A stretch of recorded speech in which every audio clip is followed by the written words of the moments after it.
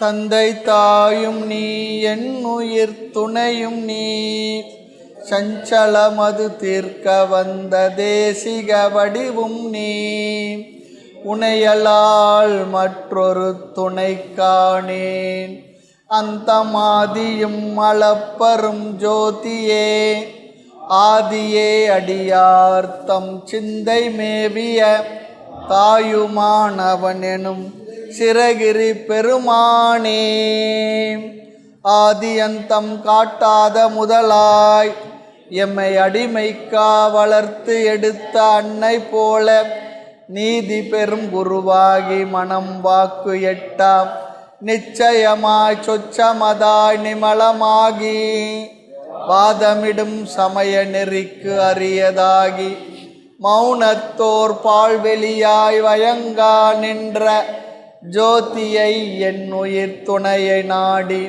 கண்ணீர் சொரிய இரு கரம் குவித்து தொழுதல் செய்வாம் அகர உயிரெழுத்து அனைத்துமாகி வேறாய் அமர்ந்ததன அகிலாண்டம் அனைத்துமாகி பகர்வன எல்லாமாகி அல்லதாகி பரமாகி சொல்லறிய பான்மையாகி துகளறு சங்கற்ப விகற்பங்கள் எல்லாம் தோயாத அறிவாகி சுத்தமாகி நிகரில் பசுபதியான பொருளை நாடி நெட்டுயிர்த்து பேரன்பால் நினைதல் செய்வாம் சிராப்பள்ளி மலைமேவும் தட்சிணாமூர்த்தி அருள் நல்க பெற்று பராபரமும் எந்நாளும் பைங்கிளியும் பலபாவும் பாடி பாடி தராதள மானிடர்க்கெல்லாம் தன்னமிர்தாய் தந்தருளும் தாயுமான நிராமயனார் அருள் பெரிய கவிதையினால் பொருள் அதனை நினைந்து வாழ்வாம் தாயுமான நிராமயனார் அருள் பெரிய கவிதையினால் பொருள் அதனை நினைந்து வாழ்வாம். தாய்மணி சுவாமிகள் பாடல்கள் 126வது வகுப்பு எனக்கென செயல் 6வது பாடல். நெறிகள் தாம் பல பலவுமாய் அந்தந்த நெறிக்காம் செரியும் தெய்வமும் பல பல ஆகவும் செறிந்தாள் அறியும் தன்மை இங்கு ஆறுனை அறிவினால் அறிந்தோர் பிரியும் தன்மை இல்லா வகை கலக்கின்ற பெரியோய் நெறிகள் தாம் பல பலவுமாய் அந்தந்த நெறிக்காம் செரியும் தெய்வமும் பல பல ஆகவும் செறிந்தாள் அறியும் தன்மை இங்கு ஆர் உனை அறிவினால் அறிந்தோர் பிரியும் தன்மை இல்லா வகை கலக்கின்ற பெரியோய்.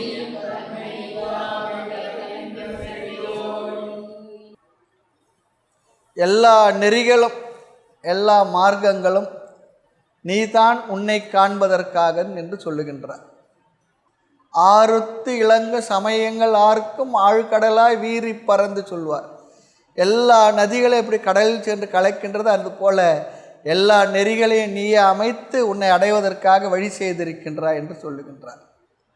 இந்த உலகத்தில் இருக்கக்கூடிய மகான்கள் பெரியவர்கள் உண்மையை உணர வேண்டும் என்ற பேரார்வம் கொண்டு அந்த நெறியிலே சென்று உண்மையை அறிந்த பெரியோர்கள் அவர்கள் அவர்களுடைய அறிவிற்கும் தவத்திற்கும் ஏற்ப நிறைய மார்க்கங்களை அமைத்து கொடுத்தார்கள், சமயங்களை உருவாக்கினார். அந்தந்த சமயத்துக்கு தக்கபடி தெய்வங்களையும் ஏற்படுத்தி வழிபாடும் மார்க்கங்களையும் முறைகளையும் ஏற்படுத்தி தந்தார்கள். ஆதிசங்கரை சொல்லும் பொழுது ஷண்மத ஸ்தாபக ஆச்சாரியர் 6 விதமான சமயங்களை அதற்குரிய நெறிமுறைகளை வகுத்து கொடுத்தவர் சொல்லுவாங்க. எத்தனையோ இருக்கு அதில் 6 வகை சமயங்கள். இதுவும் கூட இறைவனுடைய திருக்கருணையால் தான் ஏற்படுகின்றது என்பது நம்முடைய விசுவாசம். அந்த சமயங்கள் எல்லாம் அந்த கருத்துக்கள் நிறைவு முடிவு எல்லாமே வேதத்துக்கு முரண்படாத பெரியவர் நமக்கு அமைத்து கொடுத்தார்கள். நிறைவு என்னன்னா மோட்சம். அதுதான் மோட்சம் சொல்லிச்சுன்னா நிறைவு, அமைதி, ஆனந்தம், பிறவி இல்லாத பெருநிலையை பெறுவதற்கான வழி. அதுக்காக தான் அமைச்சாங்க. தாய்மன்னர் முதல் பாடலில் சொல்கிறது போல் திருவருள் விலாசத்தில் அவரவர் கருத்துக்கு இசைந்தது அதுவே. அவர்களுடைய அறிவினுடைய வீரியம் எந்த அளவுக்கு இருக்கின்றதோ அப்படி அமைத்து அந்த கருத்துக்களை நமக்கு உபதேசித்தும் சென்றிருக்கின்றார்கள். அதுதான் இங்கே ரொம்ப அழகாக சொல்கிறார். நெறிகள் தாம் பல பலவுமாய். நெறிகள் என்றால் உன்னை அடைவதற்கான மார்க்கங்கள். ஆமாம், பல பலவுமாய். அது மட்டும் இல்லை, அந்தந்த நெறிக்காம் சரியும் தெய்வமும் பல பல ஆகவும். எளிமையான பாடல் தான் இது. அந்தந்த நெறிகளில் நாம் சென்று வழிபடக்கூடிய அதற்கான தெய்வங்கள். கானாபத்தியம் என்றால் பிள்ளையார். பிள்ளையார் தான் அதில் முழு முதற் கடவுள். சாக்தம் சொல்லிச்சுன்னா சக்தி, அம்பாள். சைவம் சொல்லிச்சுன்னா சிவனை முதன்மையாக வைத்தது. வைணவம் சொல்லி சொன்னால் விஷ்ணுவை, மகாவிஷ்ணுவை. சௌரம் என்றால் சூரியனை, கௌமாரம் என்றால் முருகனை. இப்படி 6 விதமான சமயங்கள், அதற்கான முறைகள் எல்லாம் மார்க்கங்களாக வைத்திருக்கின்றன. அது அப்படிப்பட்ட நெறிகளும் தெய்வமும் பல பலவாகும் செறிந்தால் அப்படி அமைந்தால் அவை அனைத்திற்கும் கீதையில் பகவான் சொல்கிறது போல் யார் யார் எப்படி எப்படி என்னை வழிபடுகின்றார்களோ அவர்களுக்கு அந்தந்த நிலையில் இருந்து அருள் செய்பவன் நானே என்று அழகாக சொல்லிவிடுகின்றார். ஆகினால அத்வைதிகளுக்கோ இந்துக்களுக்கோ நமக்கோ இந்த தேசத்தை சேர்ந்த ஆன்மீகவாதிகளுக்கோ எத்தனை தெய்வங்கள் இருந்தாலும் எல்லாம் ஒரே உண்மையை உணர்த்துவதற்கான பல பல வழிகள் என்பது தெளிவாக இருக்கிறோம், கிளியராக இருக்கும். அதில் நமக்கு பெரிய அளவுக்கு எதுவுமே ஃபனட்டிசெல்லாம் இல்லை. என் சமயம் மட்டும்தான், என் கடவுள் மட்டும்தான் உனக்கு சால்வேஷன் கொடுக்கும், வேறு எதுவுமே கிடையாது, அது ஒன்று தான் உனக்கு மோட்சத்தை தர நம்ம சொல்கிறதே இல்லை. ஆனாலும் அந்தந்த தெய்வத்தை வழிபடுபவர்களுக்கு அந்தந்த தெய்வ வழிபாடு, அந்தந்த சகுன பிரம்மத்து மேலே, அந்த உருவத்து மேலே ஒரு பிடிப்பு இருக்கணும், அதுவும் இருக்கணும். அது வெறி இல்லை, அது அந்த மார்க்கத்தில் இருக்கக்கூடிய உறுதிப்பாடு அப்படி இருக்கணும். அதுக்காக பிற தெய்வங்களே பிற சமயங்களே நாம் குறைவாகவோ வேறு எதுவாகவோ நாம் சொல்கிறதில்லை. நம்ம பாவிகளேன்னு சொல்லி யாரையுமே சொல்கிறதில்லை. யார் பாவின்னு சொல்கிறானோ அவன் தான் மகா பாவி. ஆமாம், நம்ம யாருமே சொல்கிறதில்லை. எல்லா ஜீவர்களும் இறைவனுடைய குழந்தைகள் தான். அதுதான் நம்முடைய பெரியவர் நமக்கு சொல்லி கொடுத்துள்ளது. எந்த சமயத்து பேர்லையும் எந்த வழிபாட்டு பேர்லையும் இந்த தேசத்தில், இந்த பாரத தேசத்தில் இருக்கக்கூடிய இந்தியர்களுக்கு, பாரதியர்களுக்கு வெறுப்புணர்ச்சியே கிடையாது. எல்லாம் தெய்வம் தான். தெய்வம்னு சொல்லிட்டா எதெல்லாம் சொல்கிறோமோ எல்லோரும் நமஸ்காரம் பண்ணுற பக்குவம் வழக்கம் நமக்கு இருந்துக்கிட்டு மனதுடைய ஆழத்தில். ஆனால் அப்படிப்பட்ட மக்களை மதம் மாற்றி அவர்கள் மனதில் விஷவேதையை தூவி அந்த வெறுப்புணர்ச்சியை வளர்க்குற மதங்கள் இருக்கு. அதை பார்த்து நம்ம ஜாகிரதையாகவும் இருக்கணும். ஆக அந்தந்த சமயங்களுக்குரிய தெய்வங்களாகி அங்கங்கு அருள் செய்வது அந்த இறைவனே. அதுதான் சொல்கிற அறியும் தன்மை இங்கு ஆறுனை அறிவினால் அறிந்தோர். அப்படி முறையாக தெரிந்து அப்படி அறிகின்ற தன்மை யாருக்கு இங்கே அமைச்சிருக்கேன்னு கேட்குறார். அறிவினால் அறிந்தோர் யார்? அறியும் தரமோ நான் உன்னை அறிவுக்கறிவாய் நிற்கைனான், பிரியும் தரமோ நீ என்னை பெம்மானே பேரின்பம் அதார், செரியும் பொருள் நீ செரியா பொருள் நான் பெரும் பேற்றை நெறி நின்று ஒழிக விசாரித்தால் நினக்கோ இல்லை எனக்காமே. அப்படி ஒரு இடத்துல சொல்கிறார். தாய்மன்னர் பாடல் தான் இதுவும்.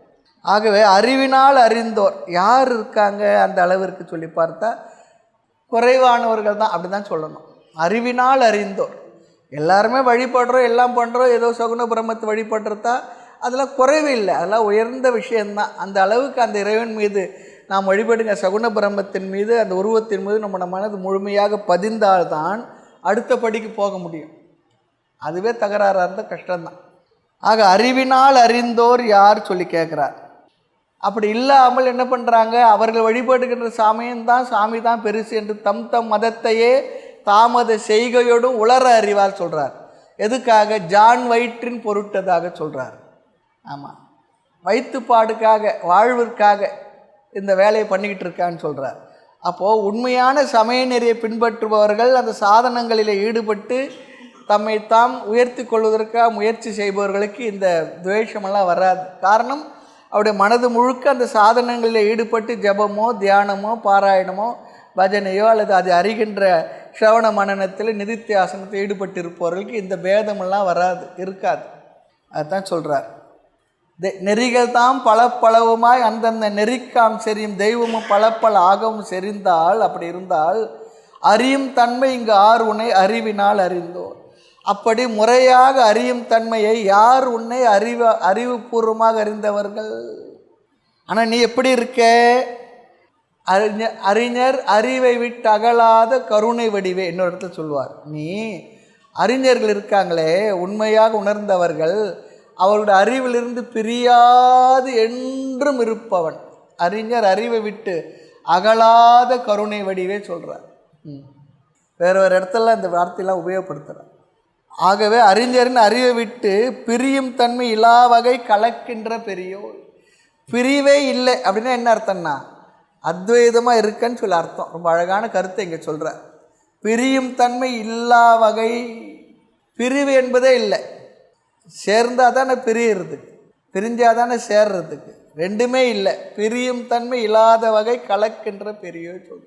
நீ அத்வைதமாக தான் இருக்க. இமைப்பொழுதும் மின்னெஞ்சில் நீங்காதான்னு சொல்கிறது போல் நீ நானாக தான் இருக்கேன், நீயாக தான் நான் இருக்கேன், வேறு வகையாக இல்லை. அதுதான் இங்கே ரொம்ப அழகாக சொல்கிறார். நெறிகள் தாம் பலப்பளவுமாய் அந்தந்த நெறிக்காம் செறியும் தெய்வமும் பலப்பல ஆகமும் செறிந்தால் அறியும் தன்மை இங்கு ஆர் உன்னை அறிவினால் அறிந்தோர். முறைப்படி அறிவினால் அறிந்தவர்கள் யார் சொல்கிறார். நீ எப்படி இருக்கின்றாய்? பிரியும் தன்மை இல்லா வகை கலக்கின்ற பெரியோ. நீ பிரிவே இல்லாதவன், சேர்ந்தே இருப்பவன், அப்படிதான் சொல்கிறார். உன்னை அறிவினால் அறிந்த மெய்ஞானிகளை விட்டு நீங்காத தன்மையினால் அந்த ஞானிகள் மூலம் வெளிப்படுகின்ற பெருமை உடையவனே. உலகில் நெறிகள் பலப்பளவாகவும் அந்தந்த நெறிகளுக்கு பொருந்த தெய்வங்கள் பலவாகவும் இருக்க உன் பெருமைகளை அறிந்தார் இங்கு எவர் உளர். அதுதான் அந்த பாடலுடைய மைய கருத்தாக சொல்லப்படுகின்றது. அடுத்து 7வது பாடல்.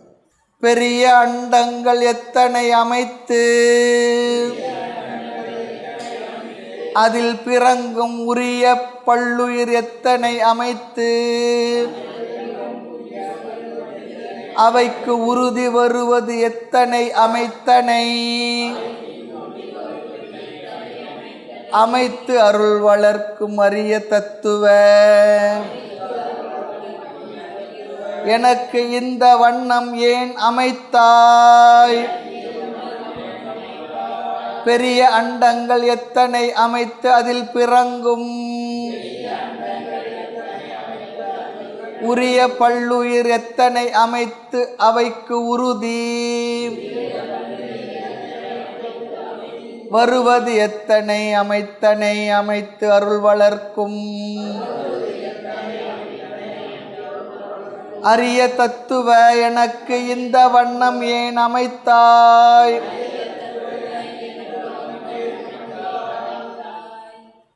உலகங்களையும் உயிர்களையும் அவைகளுக்கு வேண்டுபவைகளையும் படைத்து நீ எனக்கு அருள் செய்வது இல்லையா? ஏன் அப்படி அருள் செய்திருக்கின்றாய்? அப்படி கேள்வி கேட்குறா போல உண்மையை சொல்கிறார். எல்லா உயிர்களுக்கும் அவைகள் நற்கதி அடைய வேண்டும் என்று இயல்பாய் நீ பெருங்கருணை படைத்து இருக்கின்றாய். எல்லா உயிர்களுக்கும் அவைகள் தன்னுடைய வினைகளை கரைத்து நிறைவை பெற வேண்டும் என்று பெருங்கருணை படைத்திருப்பவன் நீ. அதற்காக உயிர்களுக்கு இந்த உடம்பை தந்து அவைகள் வாழ்கின்ற இடத்தையும் தந்து மற்றும் அவைகள் வளர்வதற்குரிய உணவு முதலியவைகளையும் படைத்திருக்கின்றாய் சொல்கிறார். சொன்ன ஒன்று தாய்மன்னர் பாடல் இன்னொன்று ஞாபகம் வரணும். ஐவகை எனும் பூத மாதியை வகுத்து அதனுள் அச்சரச்சர பேதமான யாவையும் வகுத்து நல்ல அறிவையும் வகுத்து மறையாதி நூலையும் வகுத்து சைவ முதலாம் அளவில் சமயம் வகுத்து மேல் சமயம் கடந்த மோன சமரசம் வகுத்த நீன்னு சொல்கிறார். எல்லா பெரியவரும் தத்துவ நூல்கள் சொல்கிறது இந்த உலகத்தில் இந்த உயிர்களுக்கு தனு கரண புவன போகங்கள், இந்த உடல் மனம் முதலிய கருவிகள், இந்த உலகம், இந்த உலகத்தில் அவைகள் வாழ்வதற்குரிய பொருள்கள் எல்லாவற்றையும் இறைவன் படைத்திருக்கின்றார் உயிர்கள் மேற்துள்ள கருணையினால் சொல்லி பொதுவாக அடிப்படையான ஒரு உண்மை இது. தத்துவம் எல்லா சமயங்களும் சொல்லும். அதைத்தான் இந்த பாடலில் சொல்கிறார். ஜீவர்கள் உயும்படியாக தத்துவங்களை அமைத்திருக்கின்றார் சொல்கிறார். ஆனாலும் நீ என்ன பண்ணலை? உன்னை நாங்கள் எளிமையாக அணுகுவதற்குரிய வழி இல்லாமல் நாங்கள் தவிக்கின்றோம் சொல்கிறார். பெரிய அண்டங்கள் எத்தனை அமைத்து, பெரிய அண்டங்கள், ஒரு அண்டம் இல்லை, அண்டங்கள் சொல்கிறார் பாருங்க. அண்டம் சொன்னால் ஒரு சோலார் சிஸ்டம்னு எடுத்துக்கலாம். அதுபோல் பெரிய அண்டங்கள், அண்டங்கள்னால் பலது சேர்ந்தது பேரண்டம். அதுபோல் இன்னும் எத்தனையோ அண்டங்கள், யூனிவர்ஸ் சொல்கிறோம், மில்கி வே சொல்கிறோம் பாருங்க, அது போலலாம். அப்போது எவ்வளோ பெருசாக விரிந்ததாக இந்த பூத பௌத்திக அறிவு நம்முடைய பெரியவர்களுக்கு ஞானிகளுக்கு இருந்திருக்கு பாருங்கள். இந்த கேலக்ஸிலாம் சொல்கிறாங்க பாருங்கள், யூனிவர்ஸ், மில்கி வே, கேலக்ஸி. அந்த பூகோள அறிவை பார்த்தாவே அதுவே பெரிய பிரம்மாண்டமாக இருக்குது, பிரமிப்பாக இருக்குது. அதனால சொல்ல பெரிய அண்டங்கள் எத்தனை அமைத்து, அண்டம், பேரண்டம், பகிரண்டம், கேலக்ஸி என்னென்ன சொல்கிறாங்க. நாம் பார்க்குற இந்த ஒரு சோலார் சிஸ்டம் இல்லை, இது போல் பல சோலார் சிஸ்டங்கள் சேர்ந்தது ஒரு அண்டம். அதுக்கப்புறம் அது போல் எத்தனையோ சேர்ந்தது பேரண்டம், அதுக்கு மேற்பட்டது இன்னும் பல. அப்படின்னா அப்படியே நம்ம யோசித்து பார்த்தா தலை சுத்தம். அப்போ நமக்கு தெரிஞ்சது ஒன்றுமே இல்லை. நாம் ஏதோ நினைக்கிறோம், நம்ம வீடு, நம்ம தெரு, நம்ம இருக்கிற நகரம், நம்ம இருக்க ஊர், அல்லது தமிழ்நாடு, இந்தியா, இந்த ஒரே ஒரு பூமி உருண்டை, அவ்வளோதான் நினைக்கிறோம். இது போல் எத்தனையோ சிஸ்டங்கள். அப்போ பார்த்தா அந்த இறைவனுடைய தன்மையெல்லாம் யோசித்து பார்த்தா நமக்கு எப்படி இருக்குது, அப்படிப்பட்ட பிரம்மாண்டம். இந்த அறிவும் கூட வெறும் சும்மா சாமியாராக இருந்துட்டு ஏதோ சாமி கும்பிட்டுட்டு ஏதோ ராமகிருஷ்ணா கோவிந்தா சொல்கிறவர், அவ்வளோதான், ஏதோ கிடைச்சா சாப்பிட்டுட்டு தூங்கிட்டு இருக்கிறோம், அப்படிலாம் இல்லை. இந்த நாலேஜெலாம் அவங்களுக்கு இருந்திருக்குன்னு தெரியுது. அதனால் நம்முடைய பெரியவர்கள் மகான்கள் சும்மா ஏதோ வெறும் ஆன்மீகம் பேசிக்கிட்டு ஏதோ சும்மா அப்படிலாம் இல்லை. பேரறிவு, இந்த விஷயங்களை பற்றிலாம் ரொம்ப தெளிவாக இருந்திருக்காங்க. அப்படிலாம் இல்லைன்னா அந்த வார்த்தைகள்லாம் எப்படி வரும்? பெரிய அண்டங்கள் எத்தனை அண்டங்கள் சொல்கிறார். நமக்கு தெரிஞ்சால் நம்ம ஊர், நம்ம கிராமம், இந்த ஒரு ஏரியா தான். தமிழ்நாட்டில் இருக்கிறவங்க கும்மிடிப்பட்டி தாண்டினா ஒன்றும் தெரியாத ஆளுங்க இருக்காங்க பாருங்க, அது போல தான் சொல்ல. குண்டு செட்டில் குதிரை ஓட்டுறாங்க. இதுக்கும் பெருசு இந்த உலகம் என்பது, மனித இனம் என்பது, உயிர் திரள் என்பது. உயிர் திரள்னு சொல்லுவார். வெறும் உயிர்கள் மட்டும், உயிர் திரள்னால் இது போல் எத்தனை, இன்னும் எத்தனை சோலார் சிஸ்டத்தில் எத்தனை இது போல் உலகம், எவ்வளோ உயிர்கள் அங்கே என்னென்ன இருக்குது நமக்கு தெரியாது. தெரியாதனால இல்லைன்னு சொல்லிடக்கூடாது. ஆக பெரிய அண்டங்கள் எத்தனை அமைத்து, அதில் பிறங்கும் உரிய பல்லுயிர் எத்தனை அமைத்து, அதில் இருக்கக்கூடிய பல உயிர்கள், 84 லட்சம் வகை பூதபேதங்கள், யோனிகள் சொல்கிறாங்க. அப்போ ஒன்று ஒன்றுத்துலேயும் ஒரு பிரிவு. அடேப்பா, அதில் மனித இனம் ஒன்று தான், பறவைகள், மிருகங்கள், இது போல். அதை உரிய பல்லுயிர் எத்தனை அமைத்து, பல்லுயிர் பூங்கான்றாங்க. அது என்ன பல்லுயிர் பூங்கான்னு நமக்கு தெரியல. உரிய பல்லுயிர் எத்தனை அமைத்து. அடுத்து பாருங்கள், அவைக்கு உறுதி வருவது எத்தனை. அதையெல்லாம் படைத்து அவைகளுக்கு அருளை வளர்க்கின்ற தத்துவம் கடந்த பொருளே சொல்கிறார். அவைகளுக்கு உறுதி வருவது, வாழ்க்கையில் ஒரு உறுதி இருக்கணும் நமக்கு. ஏதோ வந்தோம் சாப்பிட்டோம், இந்த சொல்லுவாங்க கிராமங்கள், ஆப்டான் சாப்பிட்டான்னுவாங்க. எதை கிடச்சிது சாப்பிட்டோம், அதோடு இருந்துட்டு அப்படிலாம் இல்லை. ஒரு உறுதி இருக்கணும் வாழ்க்கையில். என்ன நம்ம அடைய போகிறோம், எதுக்காக பிறந்தோம், ஒரு தெளிவு இருக்கணும், லட்சியம் இருக்கணும், குறிக்கோள் இருக்கணும். குறிக்கோள் இல்லாது கெட்டேன்னு சொல்கிறாரு பாருங்க, அப்படி இருக்கக்கூடாது. எல்லாரையும் போல் வாழ்ந்துட்டு போகிறதுக்காக நம்ம வந்தோம். வாழ்ந்தேன் நான் 2 கால் மாடு போலன்னு சொல்கிறார். மற்றதுக்கெல்லாம் 4 கால் இருக்குது, எனக்கு 2 கால் இருக்குது, அவ்வளோதான். அதுவும் சாப்பிட்டது, அதுவும் தூங்குனது, அதுவும் செத்து போச்சு. நானும் வந்தேன், நானும் சாப்பிட்டேன், நானும் அதெல்லாம் வந்த கர்மாவை கழிக்கிறது. நான் கர்மாவை சேர்த்துக்கிட்டு வேறு போகிறேன், அது வேறு. மிருகங்களுக்கெல்லாம் அடுத்த ஜென்மத்துக்கு பாவம்லாம் இல்லை, ஆகாமி கிடையாது.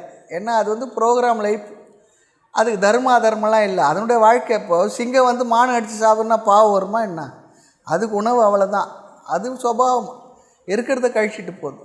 நாம் தான் என்ன பண்ணுறோம், நமக்கு தான் விவேகம் இருக்குது, தர்ம அதர்மம் இருக்குது, தெரிந்தே பலவற்றை செய்கிறோம். ஆனால் இது இன்னொன்று இருக்குது, தெரிஞ்சு செய்தாலும் சரி, தெரியாத செய்தாலும் சரி, தர்மமான காரியம் செய்தால் புண்ணியமும், அதர்மம் செய்தால் பாவமும் கட்டாயம் வரும். நெருப்பு இருக்கே, தெரிந்து தொட்டாலும் சுடும், தெரியாத சொட்டாலும் ஐயோ தெரியாத தொடுறாரு சுடாத இருக்குமா? இல்லை, மனித உயிர்களுக்கு அது இருக்குது. ஆகாமி பாவத்தை சேர்த்துக்கிட்டு போகிறோம், புண்ணியத்தை சேர்த்துக்கிட்டு போகிறோம். மனிதனை தவிர பிற எந்த உயிருக்கும் ஆகாமி கர்மா கிடையாது. ஏன்னா அது வாழ்க்கை அவ்வளோதான், அப்படி வாழ்ந்துட்டு போகுது. அதனுடைய தன்னுணர்வு, நான் செய்கின்றேன், இது தவறு, இது சரின்ற அறிவெல்லாம் அதுக்கு கொடுக்கப்படவே இல்லை. அதனால் அவங்களுக்கு பாவ புண்ணியெலாம் சேரலை, அது கழிச்சிட்டு போகுது, நாம் தான் சேர்த்துட்டு போகிறோம். ஆக அப்படி உறுதி இல்லாமல் குறிக்கோள் இல்லாமல் எப்படி இருக்கிறோம்? ஆனால் அப்படின்னு அமைச்சிருக்க அறம் பொருள் இன்பம் வீடு என்று சொல்லப்படுகின்ற தர்ம அர்த்த காம மோட்சம் என்ற புருஷார்த்தம் இருக்குது. அப்படி அமைத்து அருள் வளர்க்கும் அரிய தத்துவ அப்படியெல்லாம் அவைகளுக்கு வகுத்து கொடுத்த அருளை சுரக்கின்ற பெரியவன் அரிய தத்துவன்னு சொல்கிறார். ஆமாம், பெரிய தத்துவம் என்றால் உண்மை பொருளை சொல்லி அர்த்தம். எனக்கு இந்த வண்ணம் ஏன் அமைத்த, இதெல்லாம் இருக்கும்போது நான் ஏன் இப்படி இருக்கிறேன்னு சொல்லி கேட்குறார், வருந்துறார்.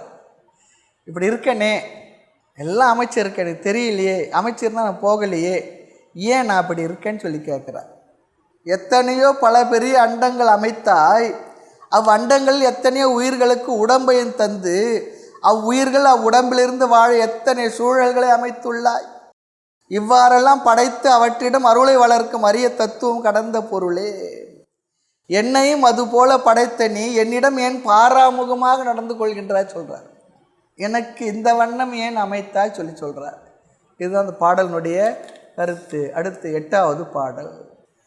கணமதேனும் நின் காரணம் தன்னையே கருத்தில்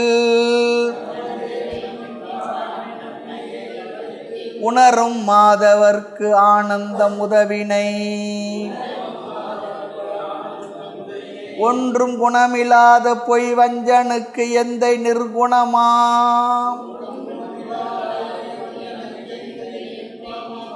மணமுலாம் மலர் பதம் தரின் யார் உனை மறுப்பார்.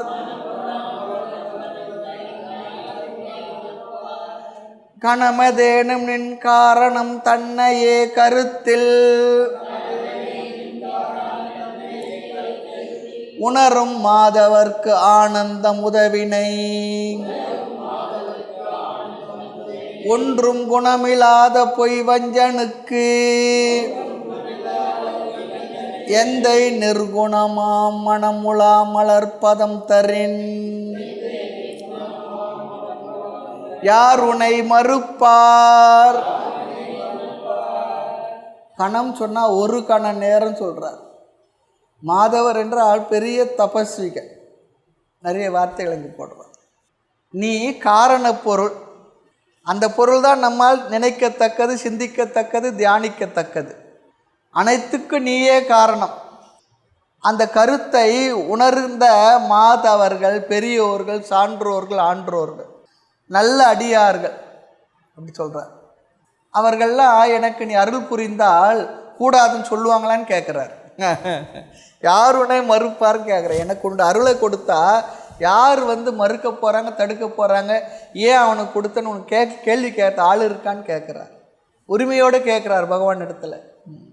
எம் எந்தையே முக்குண வேறுபாடு அற்றவனே, எல்லா கணமும் நின்னையே கருத்தில் கொள்ளும் பெரிய தபஸ்விகளும் அவர்களுக்கு பேரின்பம் தந்து உதவி இருக்கின்றாய்.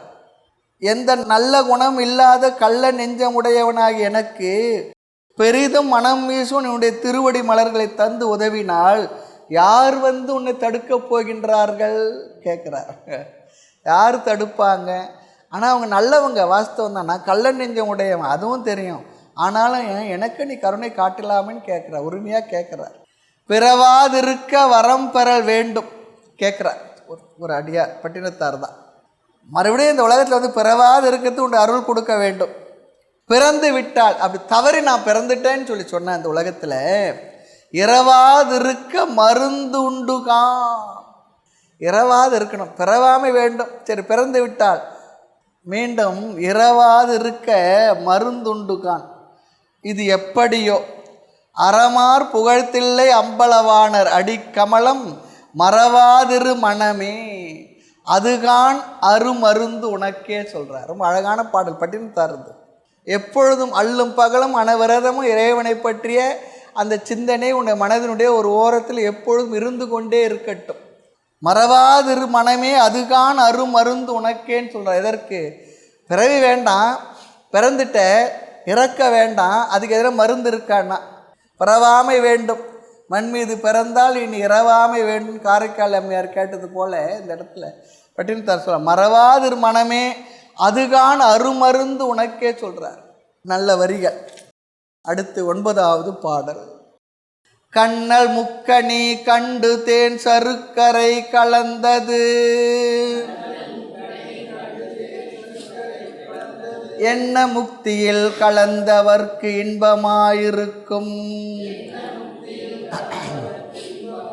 நன்னலத்த நின் நற்பதம் துணையென நம்ப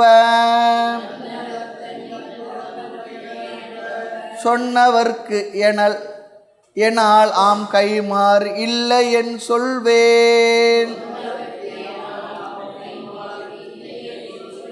கண்ணல் முக்கணி கண்டு தேன் சருக்கரை கலந்தது. என்ன முக்தியில் கலந்தவர்க்கு இன்பமாயிருக்கும். நன்னலத்த நின் நற்பதம் துணையென நம்ப சொன்னவர்க்கு எனாலாம் கைமாறு இல்லை என் சொல்வேன்.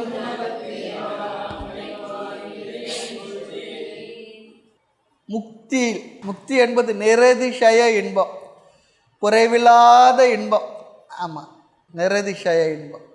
அது எப்படி இருக்கும் என்பதை சில உதாரணங்களோடு ஓமைகளோடு சொல்லுகின்றார். இப்போது செந்தமிழ் நாடு எனும் போது நிலை இன்ப தேன் வந்து பாயுது காது நிலை சொன்னால் காதில் ஒரு லிட்டரு தேனை கொண்டு வந்து விட்டுட்டாங்கன்னு சொல்லி அர்த்தம். அப்படி இன்பமாக இருக்குன்னு அந்த இன்பத்துக்கு அப்படி சொல்கிறாங்க உதாரணம்.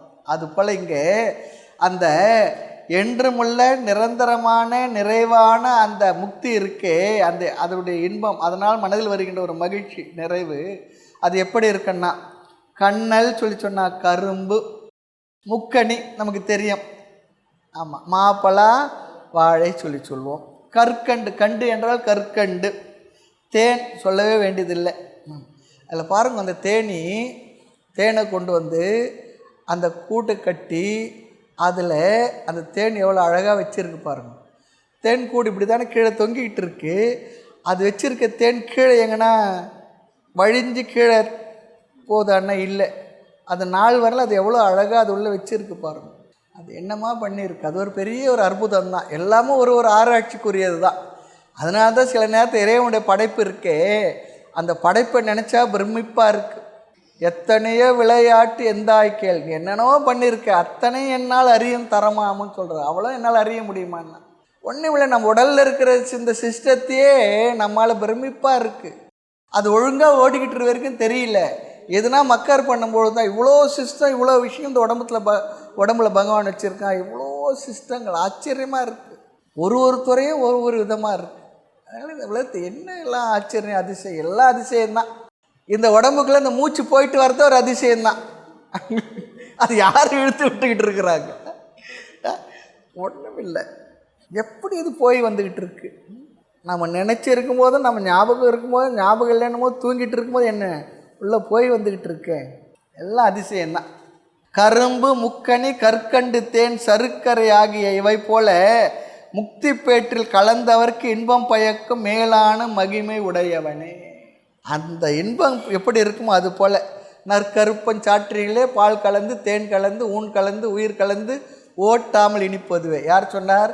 வள்ளல் பெருமான் திருவாச்சகத்தை மாணிக்க வாசகர் சொல்லும்போது, வான் கலந்த மாணிக்க வாச்சகா நின் வாசகத்தை நான் கலந்து பாடுங்கால். அது ஒன்று முக்கியம். சும்மா ஏதோ பேருக்கு பாராயணம் செய்து அப்படிலாம் இல்லை. நான் கலந்து பாடுங்கால். என்ன? ஊன் கலந்து உயிர் கலந்து இல்லையா, ஒவ்வொட்டாமல் இனிப்பது. அது எப்படி? நற்கருப்பன் சாற்றிலே பால் கலந்து தேன் கலந்து ஊன் கலந்து உயிர் கலந்து ஓட்டாமல் இனிப்பதுவே. இப்போ எவ்வளோ ரசித்து அனுபவித்து அந்த வார்த்தைகள் சொல்கிறாங்க பாருங்கள். அப்படி நம்மளால் பண்ண முடியுதான்னா? வேணுன்னா நமக்கு விருப்பமான உணவு சாப்பிடுவோம்னா அப்படி இருக்கும். அந்த விஷயங்கள்ல அப்படி நம்ம தோய்ந்து இருக்கிறோமான்னா இல்லை, இருக்கிறது இல்லை. அப்படி இருக்கணும்னு சொல்கிறார். அதனால் எவ்வளோ பெரிய விஷயங்கள் இல்லையா?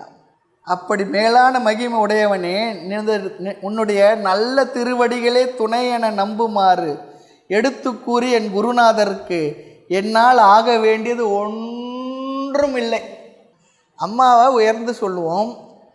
அம்மாவுக்கு ஆக வேண்டியது என்ன? ஒன்றே ஒன்று அம்மா எதிர்பார்க்கும், வயதான காலத்துக்கு நம்மளை பார்த்துக்குவான், நல்ல ஒரு வார்த்தை சொல்லுவான்னு சொல்லிட்டு. அப்போ நம்ம நல்ல ஒரு வார்த்தை சொல்லலை, பார்க்கலனாலும் அம்மா என்ன பண்ண, நமக்கு நல்லதே தான் செய்யும்.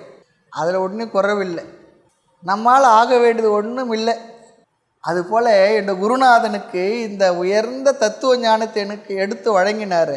எவ்வளோ பொறுமையாக அமைதியாக நம்முடைய குறைகளை எல்லாம் ஏற்றுக்கொண்டு புரிவதற்கு எவ்வளோ முயற்சி செய்து மெனக்கிட்டு யார் இன்றைக்கி பண்ணுவாங்க?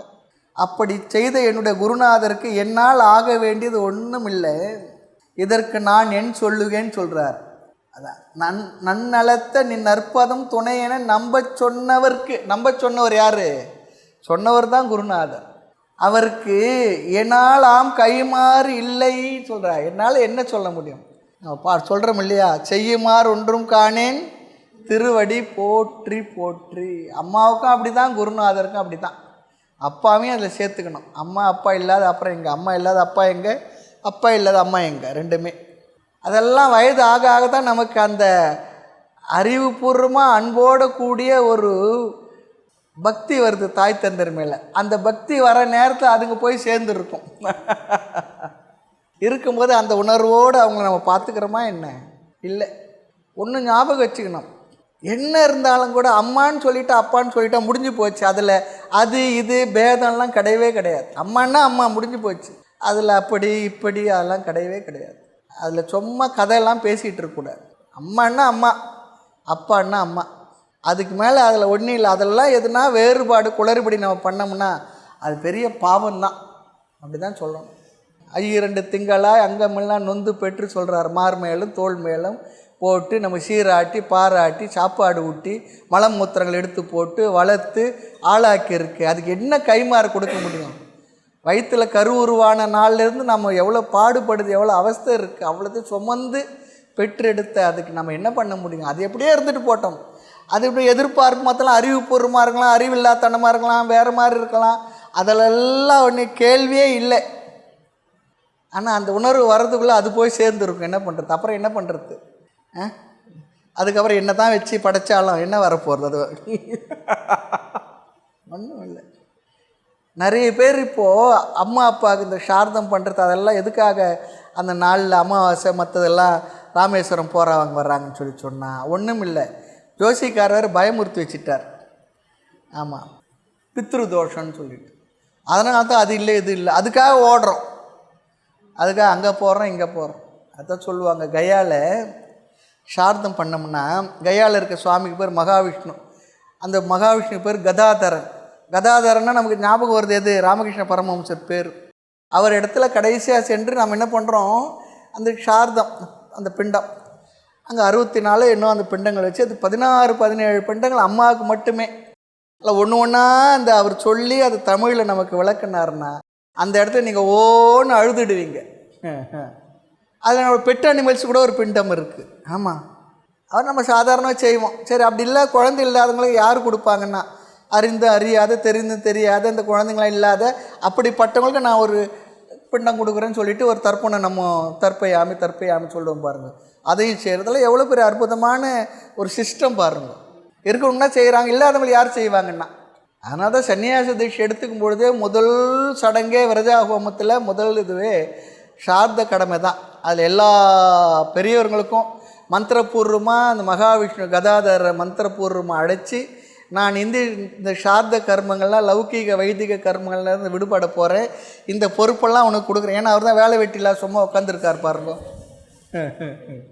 அவர் அழைச்சி மந்திரத்தில் அதெல்லாம் உன்னோட பொறுப்பு, நீ இனி எல்லாம் செய்துக்கோ, என்னோட அம்மா அப்பாவை நான் செய்ய போகிறதில்ல, நான் சாஸ்திரம் படிக்கிறதுக்காக சாஸ்திரத்தோட அனுமதியோடு நான் அதெல்லாம் விட போகிறேன், அது உங்களுடைய பொறுப்பாக நான் கொடுக்குறேன்னு சொல்லிவிட்டு கடைசியில் தனக்கும் ஆத்ம பிண்டம் போட்டுக்குவான்.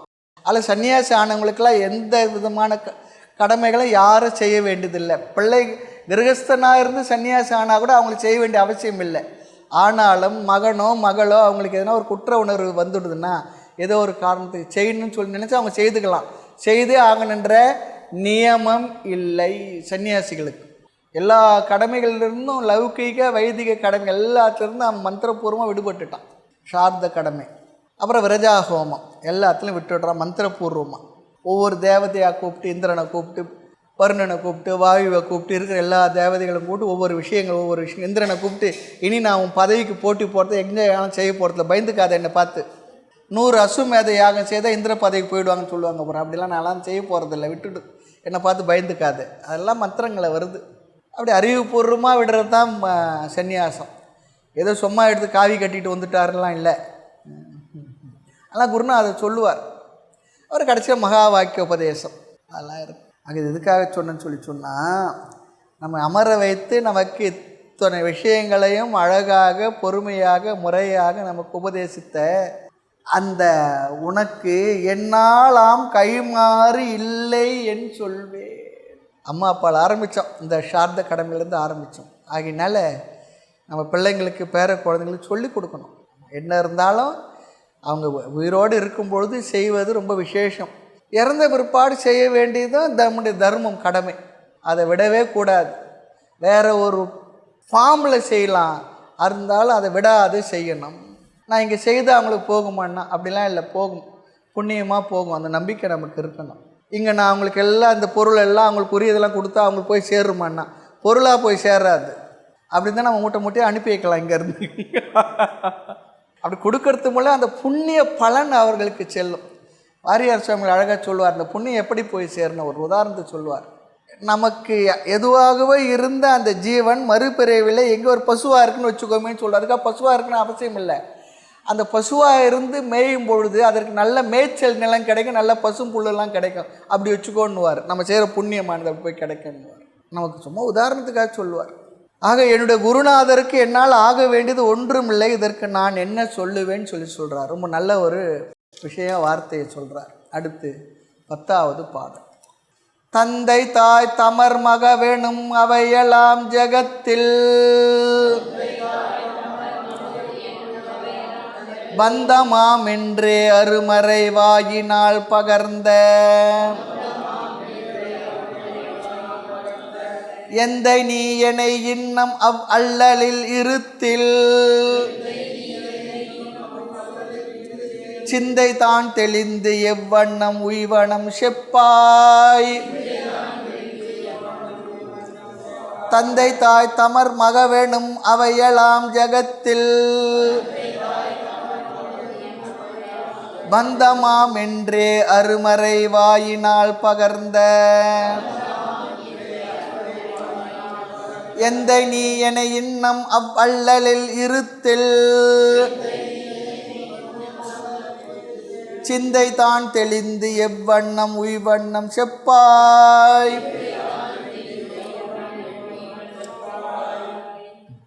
செப்பண்டின்னு கேட்குறார். செப்பண்டி ஏமண்டி மிளகா மண்டி தான். ஏமண்டி மிளகா மண்டி, அரிசி மண்டி நெல் மண்டி போல இது, மிளகா மண்டி போல இது செப்பாய். இது தெலுங்கு பாஷை தானே. செப்பாய் செப்பு. தந்தை தாய் உறவினர் பிள்ளைகள் எனும் இவை அனைத்தும் உலகில் என்னை பந்தப்படுத்துகின்ற தலை கயிறுன்னு சொல்கிறார். தந்தை தாய் தமர்த்தாரம் மகவன் இவையெல்லாம் சந்தையில் கூட்டம், இதில் ஒரு சந்தேகம் இல்லை. மணிமந்திர மாட மாளிகை மேடை சதுரங்க சேனையுடனே வந்ததோர் வாழ்வுமோர் இந்திர ஜால கோலம் வஞ்சனை பொறாமை லோபம் வைத்த மனமா கிருமி சேர்ந்த மலப்பாண்டு மரிசியா சொல்லுவார். சதுரங்க சேனையுடனே வந்ததோர் வாழும் இந்திரஜால கோலம் சொல்கிறார். இந்திரஜாலன்னா பார்வைக்கு தெரியுது, உண்மையில் இல்லை. நமக்கு இந்த சர்க்கஸ்லாம் காட்டுறாரு, அவர் பெட்டி பெட்டியாக பணத்தை நம்ம கண்ணு முன்னே உருவாக்குறாருன்னா அது உண்மையாக இருந்தால் அவரே உருவாக்கி அவர் செலவு செய்துக்க வேண்டியதான். நமக்கு ஏன் ஃபீஸ் கேட்குறாரு? அந்த ஷோலாம் பண்ணிவிட்டு என்ன பண்ணுறாரு? ஃபீஸ்லாம் கேட்குறாரு, பணம் கேட்குறாரு. அவரால் உருவாக்கிக்க முடிஞ்ச உருவாக்கிக்க வேண்டியது தானே. அதுதான் இந்திரஜாலம். கண்ணுக்கு பார்வைக்கு தெரியுது, அவ்வளோதான். கனவில் ஒரு பெட்டி நிறைய பணம் இருக்குது, நம்ம வீட்டில் ஒருத்தர் வந்து கொடுக்குறாரு, நம்ம வாங்கி உள்ள பீரோவில் வச்சு பூட்டி சாவி எடுத்து நம்ம தலைகாணிக்கே வச்சுக்கிட்டோம். முழிச்சு பார்த்தா இருக்குமா? அதுதான் இந்திரஜாலம். கனவு காணல் நீர் இந்திரஜாலம், கனவு காணல் நீரென இவ்வுலகம் நமக்கு தோன்ற. காணல் நீர் உண்மையில் குடிக்க உதவுமா? தாகத்தை தீர்க்குமா? பூமியை நினைக்குமா? அது போலன்னு சொல்கிறார். ஆக இந்த தந்தை என்பதும் தாய் என்பதும் உறவினர், தமர் என்றால் உறவினர் என்பதும் மகன் மகள் என்பது இவையெல்லாம் என்ன ஜகத்தில் பந்தமாம் என்றே. அதுக்காக வீட்டில் போய் அதெல்லாம் சாமி சொல்லிட்டாருன்னு வீட்டில் போய் சொல்லிக்கிட்டு இருக்காதுங்க. வாட்ஸ்அப் மெசேஜ் இதெல்லாம் கொடுத்துடாதுங்க, வம்பா போயிடும். புரிஞ்சுக்கணும் மனசில், அவ்வளோதான். இல்லை, புரிஞ்சுக்கணும் மனசில். அது மேலே அதிகமான அளவுக்கு அதிகமாக பற்று வைக்காதேன்னு சொல்கிறார். ஜாகிரதையாக இருந்துக்கோன்னு சொல்கிறார். அதுதான் நமக்கு முடிவு இறுதி அப்படி சொல்லி நினச்சிக்காது. அவர்கள் நம்மை நேசிப்பதற்கு பல காரணங்கள் இருக்கலாம், நேசிக்காமல் இருப்பதற்கும் பல காரணங்கள் இருக்கலாம். அது அவங்கவுங்களுடைய இஷ்டம், அவங்கவுங்களுக்கானது. ஆமாம், உண்மை தானே. நான் அவ்வளோ செய்துனே எனக்கு நீலாம் செய்யலையேன்னு அவன் செய்யாமல் இருந்து பல காரணம் இருக்கலாம். நம்ம ஒன்றுமே செய்திருக்க மாட்டோம். அந்த குழந்தைகள் பார்த்தா அவங்க அப்பா அம்மா அவ்வளோ தாங்குறாங்க, அதுவும் என்னென்னா புண்ணியந்தான், அதுவும் இருக்கலாம். அதுக்காக யாரும் என்ன பண்ணக்கூடாது, நம்ம மனசார அவங்கள சாபலாம் விடக்கூடாது, திட்டக்கூடாது, பேசக்கூடாது. ரொம்ப ஜாக்கிரதையாக இருக்கணும். ஏன்னா நம்ம வளர்த்த பிள்ளைங்களை நம்ம திட்டக்கூடாது. வார்த்தைகள்லாம் பழிக்கும், ஞாபகம் வச்சுக்கணும். அதுவும் பண்ணக்கூடாது. புரிஞ்சுக்கிட்டு நம்ம எப்படி இருக்கணுமோ அப்படி இருக்கணும். சரி பண்ணலையா, சரி அவனுக்கு ஆனது பாவம், சரி என்னவோ காரணம், செய்தால் அவனுக்கு நல்லது, செய்யலனால அவனுக்கு தான், நமக்கு ஒன்றும் இல்லை. அந்த மனநிலை ஒரு தாய் தந்தையருக்கு வந்துடணும். அதான் சொல்கிறார், தந்தை தாய் தமர் மகவேணும் அவையெல்லாம் ஜகத்தில் பந்தம்மாம் என்ற உலகத்தில் நம்ம கட்டி போடுவது. ஆகவே இதெல்லாம் என்ன, அருமறை வாயினால் பகர்ந்த எந்தை. இதெல்லாம் யார் சொன்னது? வேதங்கள், உபனிஷதங்கள், பகவத்கீதை, அது பெரிய மகான்கள் எல்லாம் நிறைய சொல்லியிருக்கிறாங்க. எல்லாம் கேட்டுக்கிட்டேன் நான். ஆனாலும் என்னை இன்னும் அந்த அல்லலிலே இருத்தி வைத்திருக்கின்றாய் சொல்கிறார். அதிலிருந்து என்னால் விடுபட முடியலன்னு சொல்கிறார். அந்த பந்தம் கட்டி வைத்த கயிற்றிலிருந்து என்னால் விடுபட முடியலன்னு சொல்கிறார். அந்த அல்லலில் இருத்தி சிந்தை தான் தெளிந்து, அந்த அல்லலில் இருக்க வச்சிருக்க. ஆனால் அதில் சிந்தை தான் தெளிந்து எவ்வண்ணம் உய்வண்ணம், நான் சிந்தைகளை தெளிந்து நான் எப்படி உய்வேன்னு சொல்லி கேட்குறார். இது இயற்கையில் இருக்கக்கூடிய இந்த பந்தமும் உறுதியானதுன்னா இந்த பந்தமும் உறுதியானது. அரிய வேதத்தின் மூலம் எடுத்துரைத்த எம் தந்தை நீன்ற, என்னுடைய அப்பன் நீ. தந்தை சொல்மிக்க மந்திரம் இல்லைன்னா, நீ என்னுடைய அப்பா, எனக்கு நன்மையை தான் நீ சொல்லியிருக்கிற தந்தை நீ. ஆனாலும் என்னை இன்னும் அந்த துன்பத்திலேயே அழுத்துவை ஆயின், அதிலே என்னை இருத்தி வைத்திருப்பாயாக. ஆனால் என் அறிவில் தெளிவு பெற்று உய்வது எப்படின்னு கேட்குறார். நான் எப்படி உய்வேன்னு சொல்கிறார். எவ்வண்ணம் உய்வனம் செப்பாய், நல்லார் இணக்கமும் நின்பூசை நேசமும் ஞானமும் அல்லாது வேறு நிலை உளதோன்னு கேட்குறார். எனக்கு வேறு இருக்கான்னு கேட்குறார். ஊரும் சதமல்ல, உற்றா சதமல்ல, உற்று பெற்ற பேரும் சதமல்ல. இது யார் சொல்கிறது? சொல்கிற வார்த்தையிலே தெரியும், பட்டினத்தார் தான். எப்படி இதுன்னு சொல்லி நமக்கு ஒரு தெளிவை கொடுக்குறார், வேறு ஒன்றும் இல்லை. அதுக்காக இப்போவே போய்ட்டு அதெல்லாம் பேசிக்கிட்டு இருக்காதுங்க, அப்புறம் கிடைக்கிற கஞ்சும் கிடைக்காத போயிடும். இதெல்லாம் இந்த அறிவெல்லாம் ஞாபகம் வச்சுங்க. இந்த வேதாந்த கொடுக்குற இந்த அறிவெல்லாம் அறிவில் இருக்க வேண்டிய ஒரு தெளிவுக்காக. அந்த தெளிவோடு வாழ்க்கையிலே நம்ம அன்பை கொடுக்கணும், ஆதரவு கொடுக்கணும். பாட்டி தாத்தான்னு ஓடி வர பேரனை போடா நீ சொல்ல முடியுமா? என்ன சொல்லலாமா? சொல்லக்கூடாது, தப்பு. ஆமாம், மாறி அணைச்சிக்கணும், முத்தமிடணும், எல்லாம் பண்ணணும். மனசில் மட்டும் இருக்கணும், இதில் சிக்கிக்கக்கூடாது. இந்த அறிவோடு விலகி இருக்கணும். அதுதான் இங்கே சொல்லப்பட வேதாந்த தத்துவமும் அதுதான் இங்கே சொல்லணும். வேதாந்த தத்துவம் இதெல்லாம் இந்த சாமியாருங்க இவங்களாம் இதே தான் பேசிகிட்டு இருப்பாங்க. அவங்களுக்கு வேறு வேலை வெட்டி இல்லை, அவங்க மட்டும் சௌகரியமாக இருந்துக்கிட்டு இருப்பாங்க. அப்படிலாம் அறிவை கொடுக்குது, அவ்வளோதான். ஜாகிரதையாக தஸ்மாத் ஜாகிரதா ஜாகிரதா ஜாகிரதா. அப்படி ஈஷிக்காமல் இருந்தோம்னா நம்ம ஓரளவுக்கு நல்லா இருந்தாலும் ஓகே, நல்லா இல்லைனா டபுள் ஓகே போட்டு நம்ம பாட்டு மனதை அமைதியாக வச்சுட்டு ஆனந்தமாக வாழலாம். இதெல்லாம் எப்போ நமக்கு பிரச்சனை வரும்னு சொல்லி சொன்னால், கல்யாணம் முடிகிற வரைக்கும் கூட பொண்ணு பிள்ளையெல்லாம் நம்ம பேர்லேயே சார்ந்து இருப்பாங்க. முடித்து அவங்கவுங்களுக்கு ஒரு வாழ்க்கை வரும்போது அவங்கவுங்க எங்கேயே இருக்கும் பொழுது அப்போ வரக்கூடிய பிரச்சனைலேருந்து நம்மளை நாம் காத்து கொள்வதற்கு இந்த நாலேஜ் பயன்படணும். ஐயோ முந்திலாம் என் கூடவே சுற்றிக்கிட்டு இருப்பான், இப்போ ஃபோன் கூட பண்ண மாட்டான், அந்த பேச்சே வராது. குழந்தைங்க அப்படி தானே.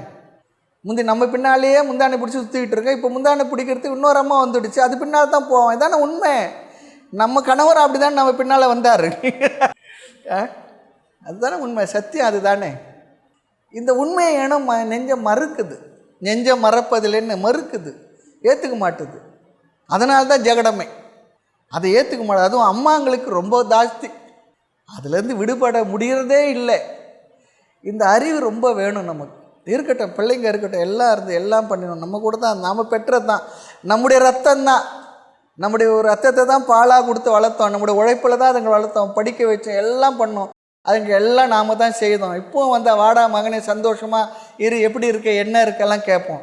அவன் ஃபோன் பண்ணலையா, பேசலையா, அடிக்கடி பார்க்கலையா, பாவம் அவனுக்கு ஏதோ வேலைகள், அவனுக்கு ஏதோ சிரமங்கள் இருக்கலாம். சரி இருக்கட்டும், சந்தோஷமாக. அப்படி ஒரு மன வளர்ச்சி நம்முடைய மனதில் வர்றதுக்கு தான் வேதாந்த தத்துவமே. மனங்கள் மலரட்டும் சொன்னார் பாருங்க. அந்த மன மலர்ச்சி வரணும். வருத்தமாக நினைக்கக்கூடாது, மனசிலேயே கருவிக்கிட்டு இருக்கக்கூடாது.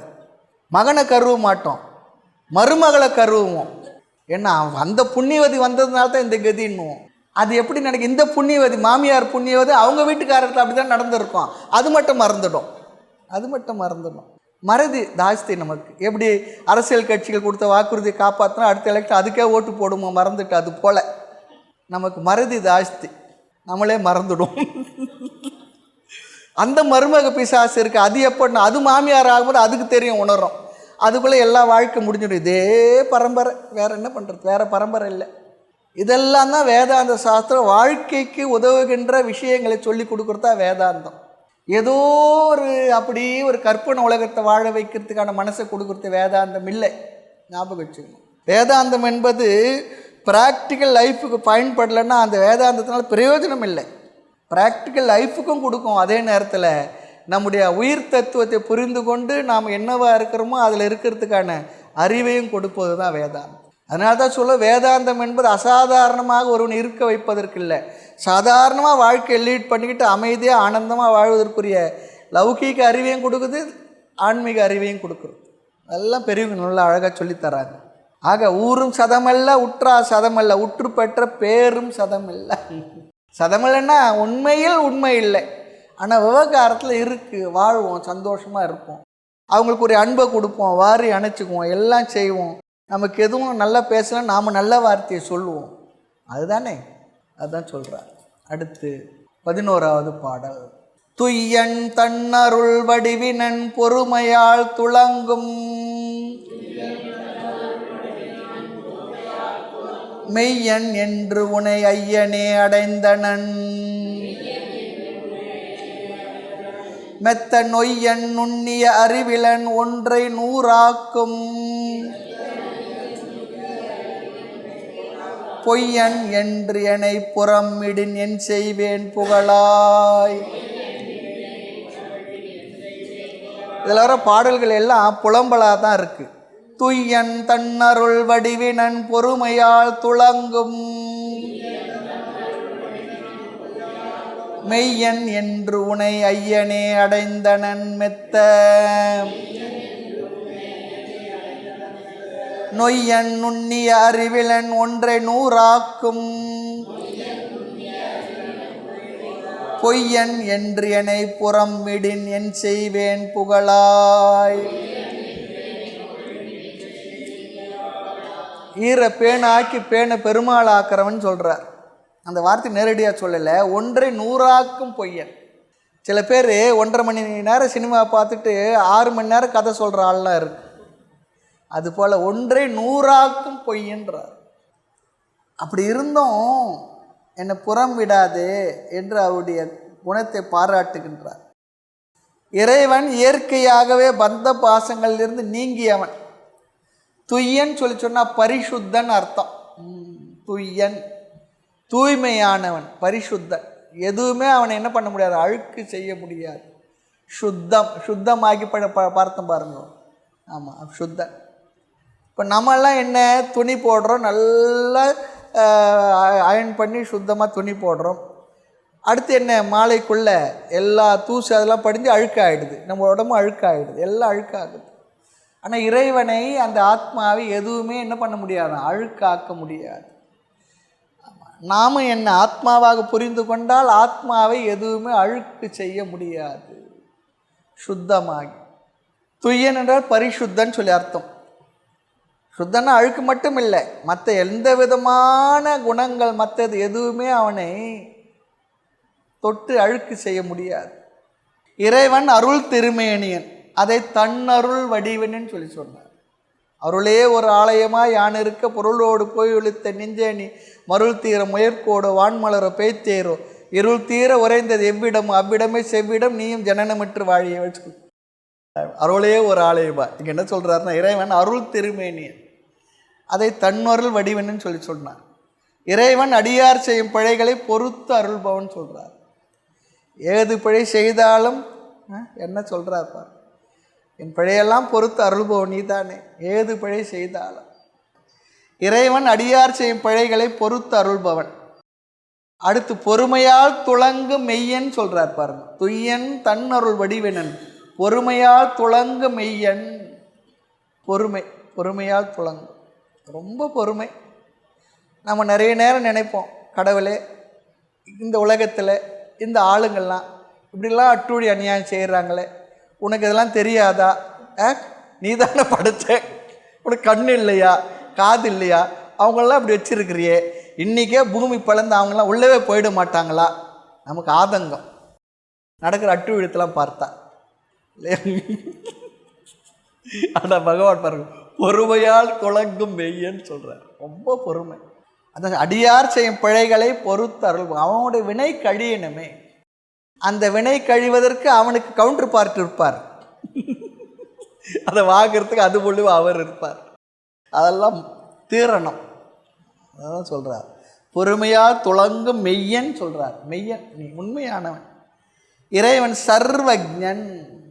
சர்வஜன். ஜீவர்கள் என்னென்ன அல்பஜன், அவருக்கு சர்வசக்திமான்.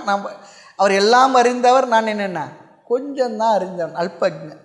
அதை தான் இங்கே மெத்த நொய்யன் சொல்கிறார். மெத்த நொய்யன், கூர்த்த அறிவு, கூர்மையான அறிவு இல்லாதவன். நொய்யன் நுண்ணிய அறிவிலன். அந்த கூர்த்த அறிவு, சட்டில் மைண்டு இல்லைன்னு சொல்கிறார். நான் புத்துன்னு சொல்கிறார். புத்தி இல்லை, புத்து. எவ்வளோ செட்டிலாக இல்லை. இந்த ஒரு டியூப் லைட்டுன்னுவாங்க, அது ரொம்ப நேரம் பொறுத்து தான் தெரியும் நமக்கு. டியூப் லைட் ஏன்னு சொல்கிறாங்க, போட்டால் உடனே எரியாது, மெதுவாக.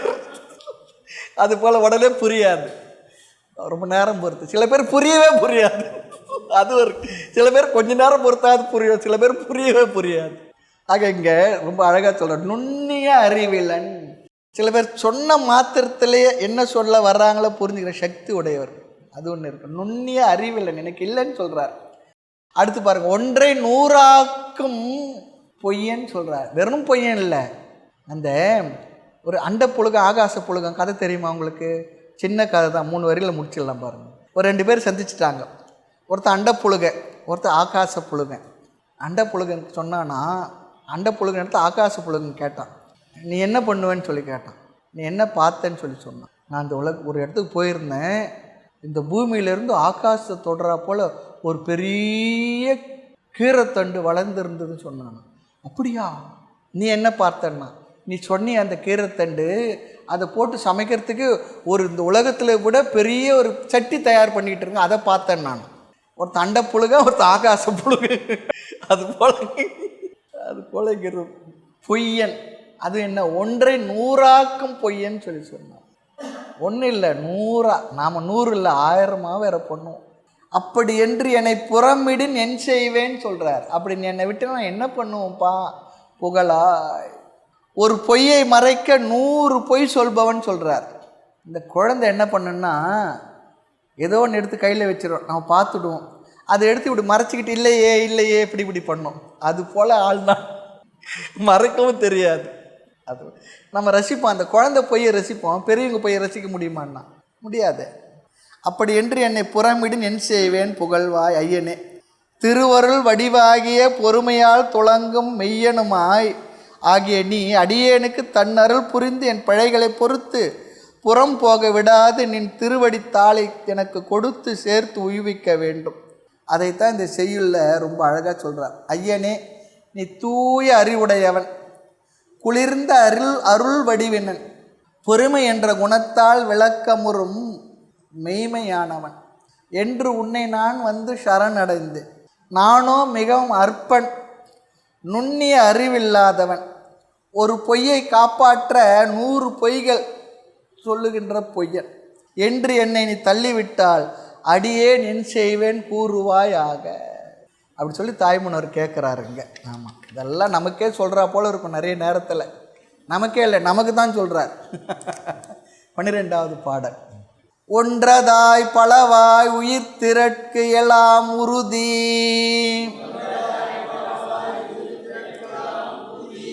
என்றதாய் என்றும் உள்ளதாய் எவற்றினும் இசைய, நின்றதாய் நிலை நின்றிடும் அறிஞ, என் நெஞ்சம் மன்றதா இன்ப உருக்கொடு நடித்திடின் வாழ்வேன். ஒன்றதாய் பலவாய் உயிர் திரட்கு எலாம் உறுதி என்றதாய் என்றும் உள்ளதாய் அவற்றினும் இசைய நின்றதாய் நிலை நின்றிடம் அறிஞ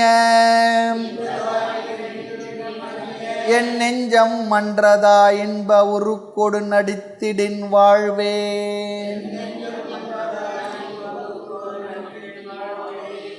இறைவனே, நீ என் நெஞ்சத்து இருந்து ஆனந்த நடனம் புரிந்தால் அடியேன் உய்குவேன் சொல்லி சொல்றார்.